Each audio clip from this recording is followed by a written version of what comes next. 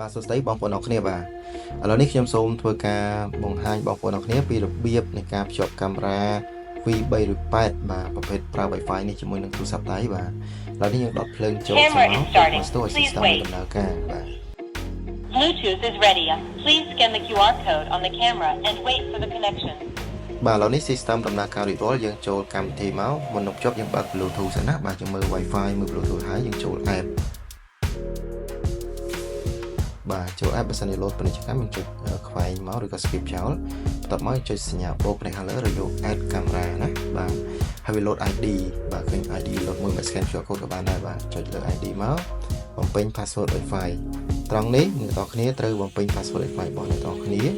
បាទខាងខ្ញុំបំពេញ password Wi-Fi របស់ខ្ញុំបាទហើយខ្ញុំចុច confirm បាទបន្ទាប់មកវានឹងធ្វើការ set up បាទកាមេរ៉ាទៅកាន់បាទ router បាទយើងធ្វើការរងចាំបន្តិចសិនមកបាទ Network connected.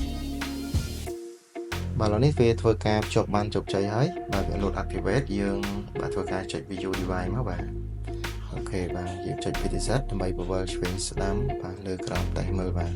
អូខេបាទការភ្ជាប់បានជោគជ័យហើយយើងភ្ជាប់តែប៉ុណ្្នឹងទេបាទសម្រាប់ការភ្ជាប់ទៅកាន់ Wi-Fi បាទសូមអរគុណ